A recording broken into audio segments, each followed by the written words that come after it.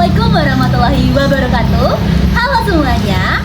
Sebelumnya, kami dari kelompok 4 akan mempresentasikan materi sejarah yang berjudul Perlawanan di Masa Kolonial Belanda. Namun, sebelum itu, izinkan saya memperkenalkan diri. Perkenalkan, nama saya Gadis Langit Cahaya Wijaya dari absen 12 sebagai moderator kelompok ini. Saya bersama rekan-rekan saya, yaitu Izin memperkenalkan diri. Saya Erika dari absen 10. Saya Hanza dari absen 20. Saya Adel dari absen 14. Memperkenalkan diri, nama Haris Levoseni dari absen 16 sebagai pembaca materi. Izin memperkenalkan diri, nama Dimas Tegar Rusdianto dari absen 8 sebagai pembaca materi. Izin memperkenalkan diri, nama Iwayan Desarna dari absen 18. Materi yang pertama adalah materi Perang Aceh. Mengapa Belanda ingin menguasai Aceh? Karena Belanda ingin mewujudkan Pak Neerlandika, yaitu menguasai Nusantara dan memperluas akses bagi penguasa swasta. Sejak tahun 1820, Aceh berkembang menjadi sebuah kekuatan politik dan perdagangan, dan juga merupakan penghasil lada dunia. Lada merupakan sumber kemakmuran bagi penguasa-penguasa lokal yang berada di bawah kekuasaan Aceh. Belanda ingin menguasai perdagangan lada di Aceh. Dalam perkembangannya, sejak tahun 1880, motivasinya bertambah, yaitu ingin menguasai sumber minyak di wilayah utara Aceh. Lalu pada bagian berikutnya, di sini kita memiliki jalannya Perang Aceh. Jadi, pada tahun-tahun awal, tepatnya pada 1873, utusan Aceh berunding dengan konsultan Amerika di Singapura untuk mencari dukungan. Lalu, pada tahun yang sama, tetapi pada bulan Maret, Belanda menuntut Aceh tunduk, lalu Sultan Mahmud menolak, dan Belanda menyatakan perang terhadap Aceh. Lalu, masih pada bulan yang sama, serangan pertama Belanda di bawah Jenderal Kohler di Kutaraja gagal, menyebabkan Kohler tewas. Pada tahun 1873, tepatnya di akhir tahun, serangan kedua oleh Majen Jan van Swieten, Belanda berhasil diduduki Istana Aceh. 1875, Sultan Mahmud wafat karena kolera, digantikan oleh Tuanku Muhammad Daud Shah. Lalu pada tahun 1875 sampai dengan tahun 1884, perlawanan rakyat Aceh terus berlanjut dengan taktik gerilya. Selanjutnya pada tahun 1884 sampai dengan 1885, Belanda hentikan perang karena rugi besar. Tahun 1891, Teuku Iro gugur dalam perjuangan melawan Belanda. Pada tahun 1893, Teuku Umar pura-pura menyerah ke Belanda dan diangkat menjadi panglima perang. Pada tahun 1896, Teuku Umar berbalik menyerang Belanda dengan pasukannya. Lalu pada tahun 1898, Snauk Hongreje sarankan strategi baru, yaitu bentuk perjanjian singkat Korte Verklaring untuk kerjasama dengan Ule Balang atau pemimpin adat di daerah Aceh. Lalu pada tahun 1899, Teuku Umar gugur di Melabulo oleh pasukan Marose. Lalu pada tahun 1903, Belanda membentuk pemerintahan baru yang lebih stabil berbasis kerjasama dengan Ule Balang, yaitu ketua adat.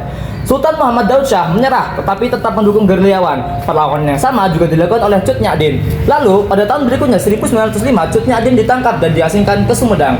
Lalu pada tahun 1907, Sultan Daud Shah tertangkap dan diasingkan. 1908, Cut Nyak Dien wafat di Sumedang. 1911 dan 1919, Belanda mengembangkan ekonomi Aceh melalui perkebunan sawit dan juga karet. 1999, perlawanan kecil masih terjadi tetapi kekuasaan Belanda di Aceh makin kuat.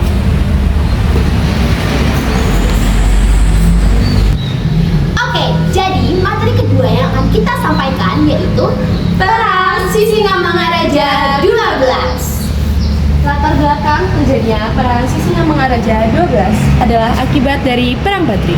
Pengaruh Belanda juga menembus wilayah Tapanuli yang terletak di sebelah utara Minangkabau. Kehadiran Belanda memicu apa yang disebut Perang Tapanuli atau perlawanan dari Raja Sisingamangaraja. Alasan utama meletusnya perang ini adalah Raja Sisingamangaraja 12 yang tidak senang daerah kekuasaannya diperkecil oleh Belanda. Sikap ini tidak terlepas dari usaha Belanda mewujudkan Pax Neerlandika. Namun keinginan menguasai Tapanuli itu disamarkan dengan dalih melindungi para misionaris Protestan atau Zending dari Jerman yang telah memasuki Sumatera Utara sejak 1861. Raja Sisingamangaraja XII tidak menyetujui kehadiran para misionaris yang saat itu mulai mengembangkan agama Kristen di Silindung. Di Januari 1878, ia mengultimatum para Zendu agar segera meninggalkan Silindung. Oke, lalu bagian selanjutnya ada jalannya perang Sisingamangaraja XII. Pertama, pada Februari 1878, Raja Sisingamangaraja XII melancarkan serangan terhadap pos pasukan Belanda di Bahal Batu, dekat Tarutung, Tapanuli Utara. Lalu dilanjut, pada tahun 1894, Belanda melancarkan serangan untuk menguasai Bakaran. Akibat serangan ini, Raja Sisingamangaraja XII terpaksa menyingkir ke daerah Pangkep. Dilanjut, pada tahun 1904, pasukan Belanda diperintahkan oleh G.C. Ernst van Dalen menuju Tapanuli dan berhasil memukul mundur perlawanan Raja Sisingamangaraja XII.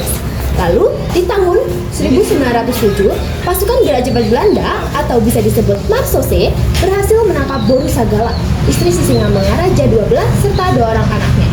Dan terakhir, pada tahun 1907, di 17 Juni, dalam pertempuran ini, Raja Sisingamangaraja XII gugur bersama putri dan 2 orang putranya. Gugurnya Raja Sisingamangaraja XII menandai berakhirnya Perang Tapanuli.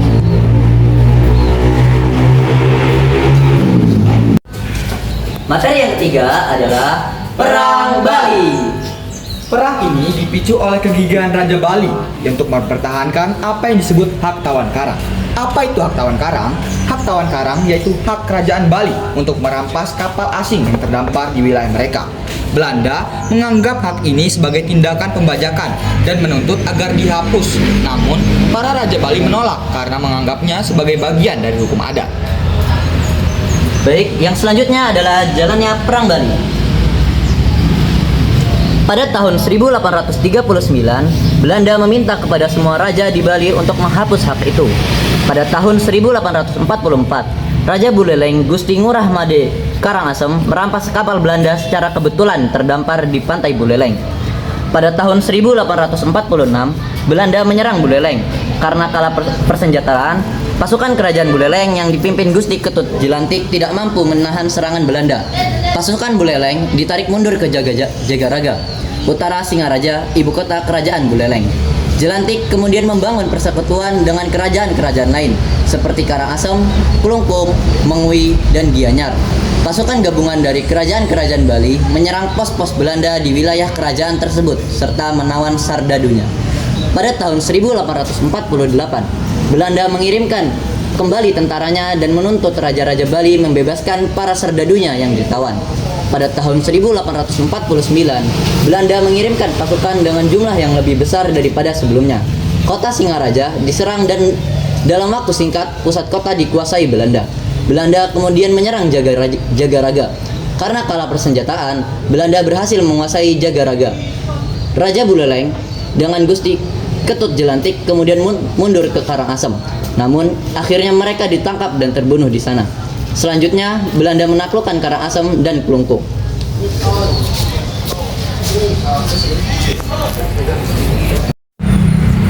Dan tidaklah kita di materi yang terakhir yaitu Perang Banjar. Perlawanan Kesultanan Banjar pada tahun 1859 sampai 1905. Penyebab terjadinya adalah 1. Belanda terlalu mencampuri urusan internal kesultanan seperti mengangkat Tamijidillah sebagai sultan. Lalu yang kedua, Belanda memonopoli perdagangan lada, rotan, damar, serta emas dan intan. Yang ketiga, rakyat menderita karena beban pajak dan kerja rodi untuk membuka jalan menuju daerah pertambangan Belanda. Yang keempat, Belanda ingin menguasai Kalimantan bagian selatan karena batu bara. Dan yang terakhir, Belanda memperluas daerah perkebunan dan pertambangan di Kalimantan bagian selatan dan menjadikan wilayah kerajaan semakin sempit. Berikut adalah jalannya Perang Banjar. Pada tahun 1856, Pangeran Hidayatullah diangkat sebagai Mangkubumi. Pada tahun 1857, setelah Sultan Adam meninggal, 1825 sampai 1857, terjadi konflik internal karena Belanda menunjuk Pangeran Tamjidillah, cucu Sultan Adam, sebagai waris tahta. Pada tahun 1859, Pangeran Antasari dan rakyat Banjar menyerang daerah kekuasaan Belanda dan membunuh orang-orang Eropa yang berada di Pangoran. Belanda memaksa Tamjidillah untuk turun tahta dan mengasingkannya di Bogor demi meredakan ketegangan dan militansi rakyat Banjar. Tahun 1860, Pangeran Hidayatullah diturunkan dari jabatannya sebagai Mangkubumi oleh Belanda karena terlalu memihak kepada rakyat Banjar. Pada tahun ini juga Pangeran Hidayatullah ditangkap dan diasingkan di Cianjur, Jawa Barat. Tahun 1905, gugurnya Gusti Mat Seman mengakhiri perlawanan rakyat Banjar terhadap Belanda. Tokoh perlawanan yaitu Pangeran Hidayatullah, Pangeran Antasari yang wafat pada tahun 1862, Gusti Mat Said, Pangeran Masnataul Yaya, Tumanggung Surapati, Tumanggung Naro, dan Gusti Mat Seman. Sekian dari kami, kurang dan lebihnya kami mohon maaf. Kami akhiri. Wassalamualaikum warahmatullahi wabarakatuh.